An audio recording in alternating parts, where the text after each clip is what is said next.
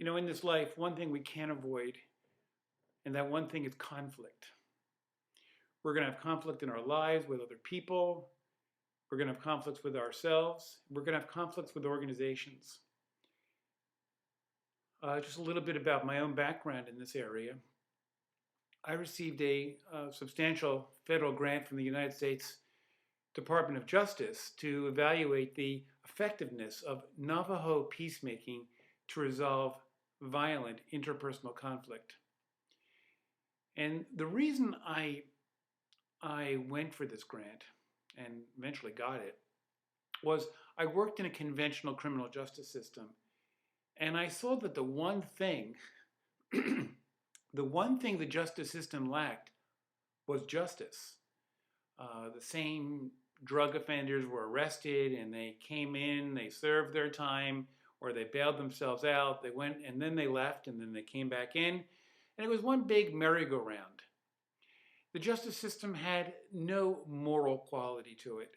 So if a person broke the law, there was no moral issue. They would simply pay their fines, do their time, and go back in the street and continue breaking the law. The justice system didn't correct anyone. The Department of Corrections wasn't doing any correcting. And I observed this process and saw how, first of all, how incredibly expensive it is and how unbelievably stupid it is. It's also fundamentally unjust because it targets people of low income. And it primarily targets minorities. And but it's not explicitly racist. It's just that the people who are easily caught for crimes tend to be poor people, and they tend to be African American or Hispanic. In my own experience, the cops and judges were not explicitly racist. But it's the way the law works. The system may not have racist ideology, but its outcomes often look very racist. Prisons are filled by people of color. And white people who break the law have a much, much better record of escaping prison. So anyway, that's why I was interested in Navajo justice. And I learned an entirely radical and new way of dealing with conflict. And I want to talk about that in this video and several others that will follow, because it's not a simple area. And this approach to conflict is much bigger than just conflict resolution. It's really an approach to life. And you'll see that. You'll see it very clearly. What I want to do now is I want to give you an actual example of this process that I observed directly.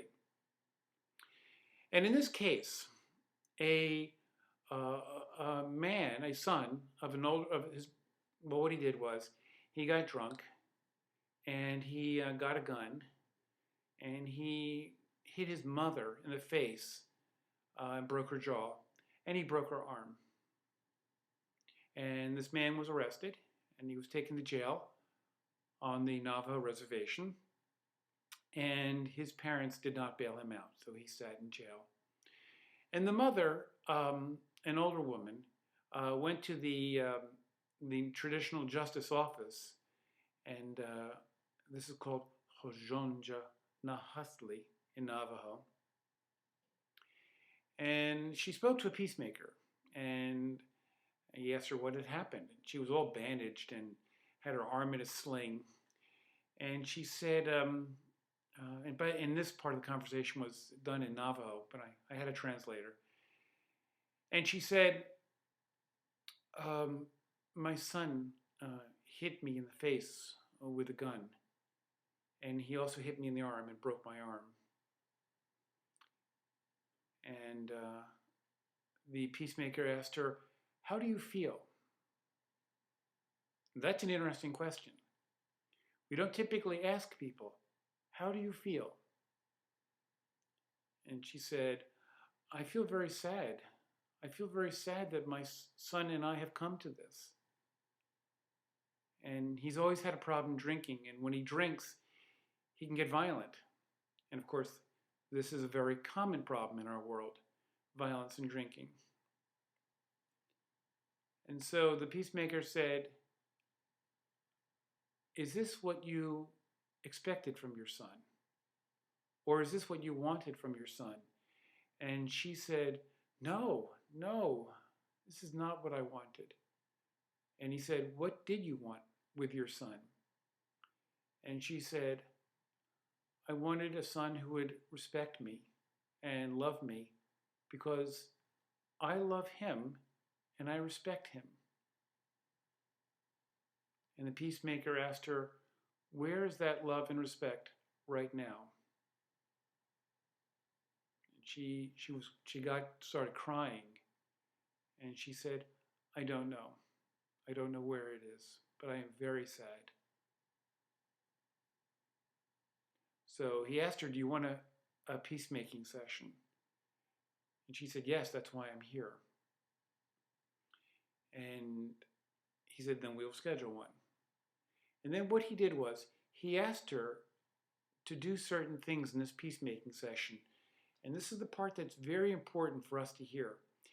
He asked her that when the day came for the peacemaking session, and I'll describe the peacemaking session in the next video, when that day comes, not to talk about the attack.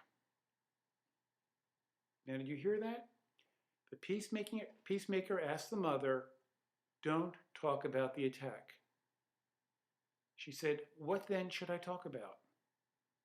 And he said, I want you to talk about how you have loved your son. Describe it. And describe that love in detail. Now, obviously, we are in the world of a totally different justice system. Try to put yourself in the position of this very seriously injured older woman, broken jaw, broken arm. And the peacemaker says, only speak of love. And now let's not forget, we're talking about Navajos here. This is a warrior culture. Navajos are very tough. They were, before the white person, a subsistence culture, living in a very difficult part of the world to survive. These people, you know, they're not the readers of The Secret or of New Age literature. They're hardworking, poor, and tough people with a very strong warrior background. They are the first cousins of the Apache. And two tribes speak the same language, and they call themselves by the same name, which is Diné. D-I-N-E-H. Diné. Navajo is not even a Navajo word. So the peacemaker says, speak only of love. Now, contrast that to an argument you've had with someone you care about. It could be a husband, a girlfriend, a boyfriend. When you've had an argument, say that person has not been respectful, and you say, you know, you should be more respectful of me. Your attitude is very bad. That's an attack. And conflict thrives on attack. If you want to sustain a conflict, the best way to do it is attack someone. Attack. And then give evidence. You are not respectful because you're always late. You never call me. You never express affection. You're not kind to me. All attack, attack, attack, attack. Contrast that with the Navajo approach. Speak only of love. And this is for a person who is the victim of a crime. So what we're going to do in our next video is I'm going to take this case to the next step, the actual peacemaking. But follow the reasoning carefully. You nurture conflict through attacks. You nurture conflict through presenting evidence. Of course, our legal system is based on presenting evidence. No discussion in peacemaking of evidence or of attack. What it's doing, it's nurturing harmony. We're going to learn how to do that in our next video.